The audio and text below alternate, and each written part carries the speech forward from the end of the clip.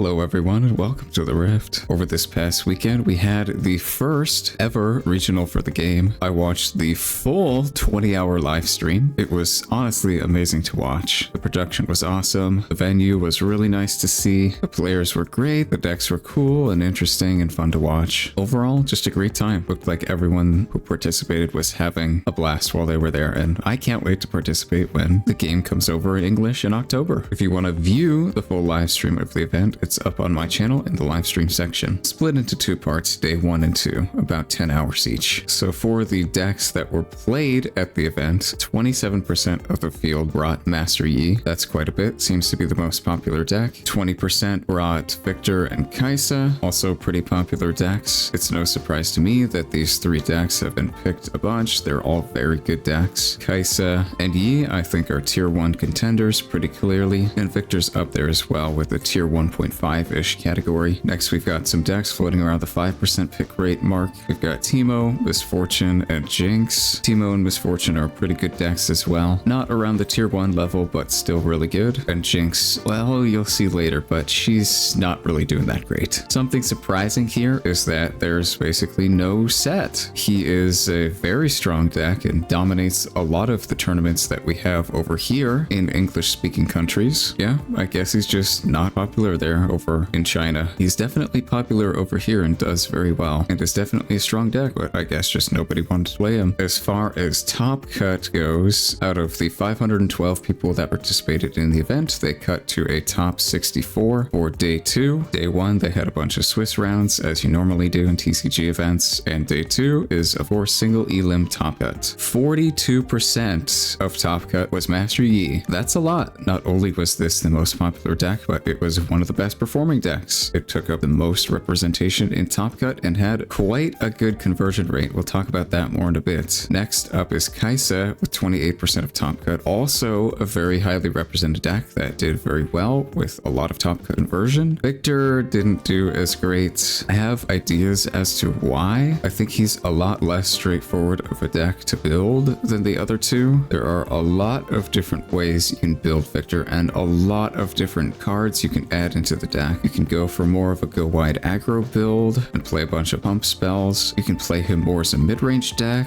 or more towards the control side of things, which with a bunch of removal. The types of removal you play, the types of finishers you play are all different. I've seen in tournaments over here people play this deck and build this deck very differently. There's kind of not really a consensus, it seems, as to which way to play or build this deck is correct, and people are still kind of figuring him out. So the low conversion rate does kind of make sense. If people bring a lot of different builds of the deck to the tournament and only 1 or 2 are really good, then yeah, the others probably won't do well. Misfortune converted about equally into top cut, about 5% pick rate into about 5% top rate. We saw on stream people were playing the ramp version of her with Dazzling Aurora, which seemed pretty formidable. It managed to beat some Kaisas on stream. Darius also has like 4 different ways you can build the deck. The one on stream we saw was more of a mid-range build, playing an aggressive curve of a bunch of units and lots of removal spells and some other utility spells to back up their plays. Teemo, about 5% in top cut as well. I think this deck is pretty decent into the current field if you can build in a way that you can level out the Kaisa matchup, because that matchup is really bad sometimes for Teemo. He naturally has a pretty good matchup into Master Yi, so if you can figure out the Kaisa matchup, he's actually pretty decent into the meta. And then 1 lone Annie and 1 lone Ari in top cut. Also decks that I think are pretty good, probably not towards the top of the tiers, but still pretty good. Here are all the decks laid out on a pie chart according to their percentage of top cut, and you can clearly see here that Master Yi is probably the best or one of the best decks in this early meta, at least, until people figure out how to counter him and stuff and how to optimize the other decks. Kaisa also following closely behind. It's interesting to note that in the top 4 of this tournament there were 3 Kaisas and 1 Yi, and of course Kaisa ended up winning this tournament, going against Master Yi in the final and winning 2-0 against the deck. So it's really arguable, I think, as to which of these decks is actually the best in the current format. He has a lot of really strong cards and his legend is really crazy. I think Kaisa has a lot more room in the deck for utility cards than Yi does because she draws so many cards. It's a lot easier to play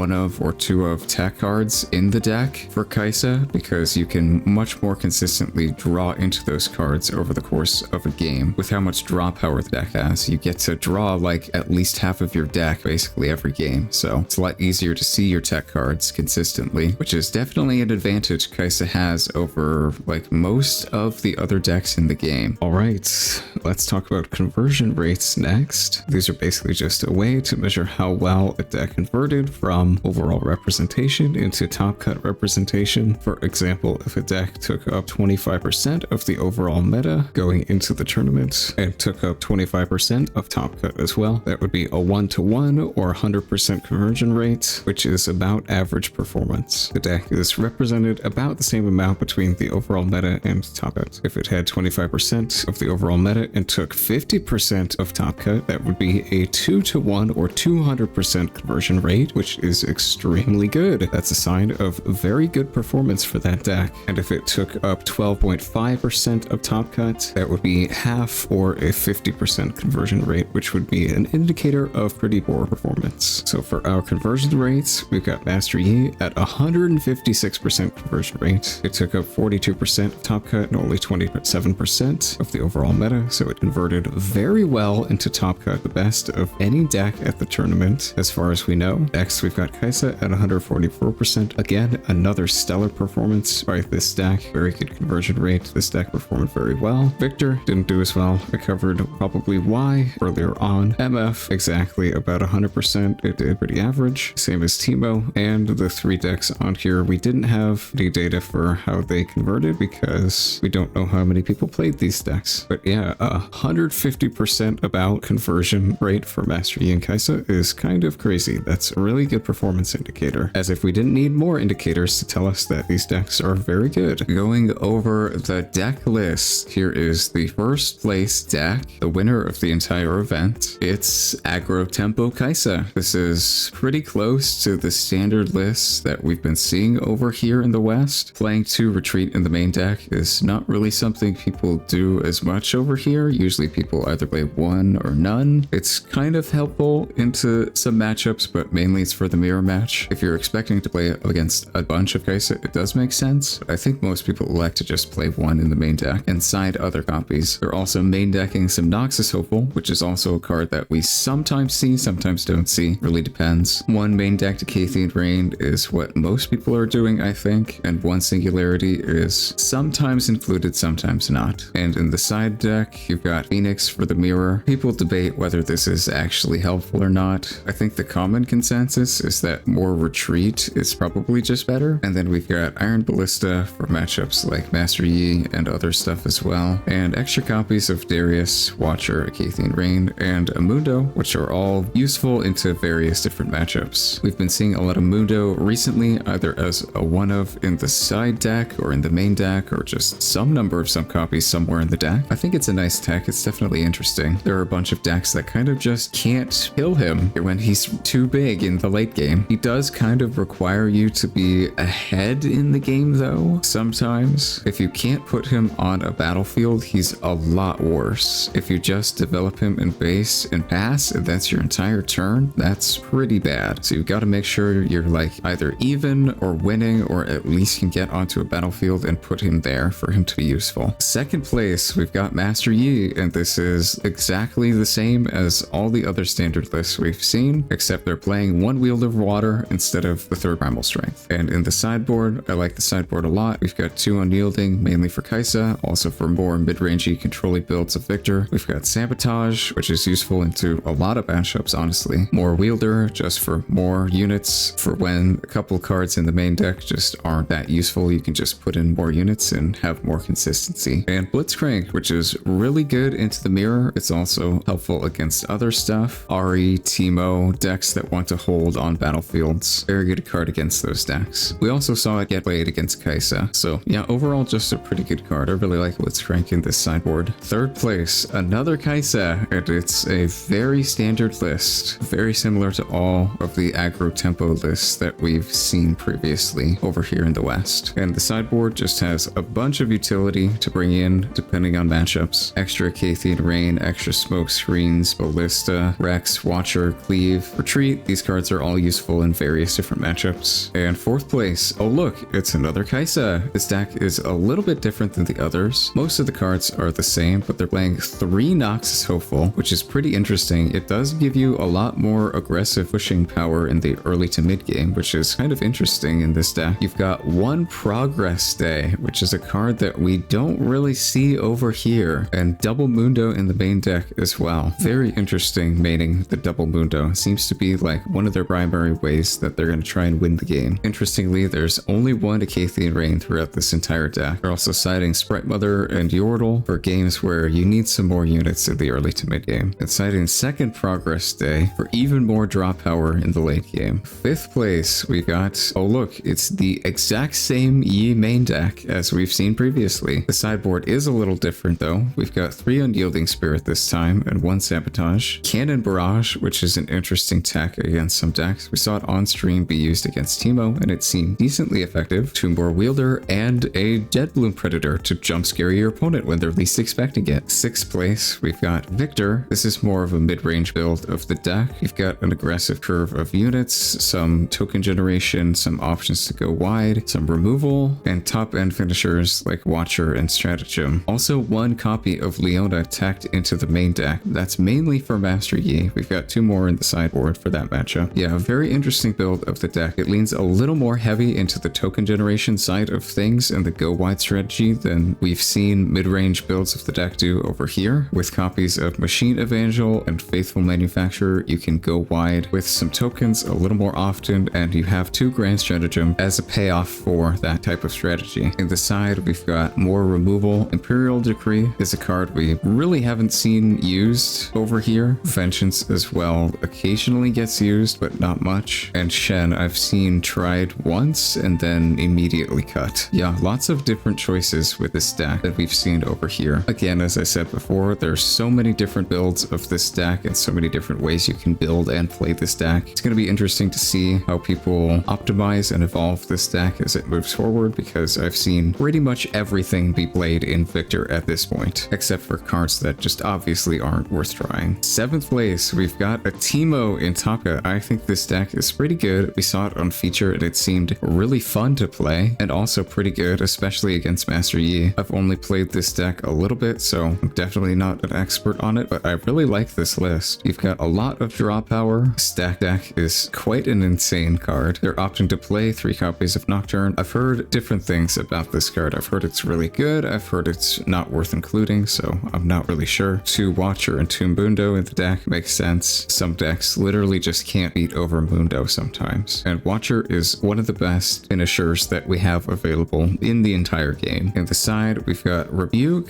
Timelines, Rex, and Mind Splitter. Very interesting cards. Timelines for Hand Disruption is definitely interesting. Rex is really good into some matchups like Master Yi and the mirror match as well. Also against Ahri. Mind Splitter is pretty good for late game stuff when games are going long, like against, I don't know, Control Kaisa, I guess, or more slow decks. And Rebuke is just nice against a bunch of stuff like opposing copies of Dr. Mundo. Yeah, really interesting deck. It looked really fun. I'm probably going to try and play some of this. And 8th place, oh look, it's another Kaisa, and it's pretty similar to the list we've seen before, except they're playing 1 copy of Shakedown, an Eager Apprentice, and an extra copy of Singularity. And in the sideboard, yet again, we have a bunch of tech options to play against various different decks. Yeah, Shakedown, most people have just been cutting from list. I really don't think the card does anything. I'd rather just be playing a bunch of other stuff besides it, and I think most people share that sentiment. Your opponent's just always going to pick the option that's worse for you. And Orb of Regret in the side deck, I think most people have also cut that card at this point. It's just really low impact, and there's probably just a bunch of other stuff you could be playing that would be more helpful against more matchups. The Eager Apprentice is interesting though. I do kind of like that. It helps you sometimes play 2 spells in a turn when otherwise you wouldn't be able to, which is really nice for a tempo advantage. I don't know how effective exactly it's going to be in this build of the deck. It seems like it would fit a lot better into a heavier control build where you have a ton more spells to be able to take advantage of this effect more often, but I guess it worked out. Alright, thank you guys for watching. Make sure to subscribe to stay up to date, and I've got a lot of neat videos planned, so make sure you don't miss them in the future. Alright, that's all I have to say today. Take care.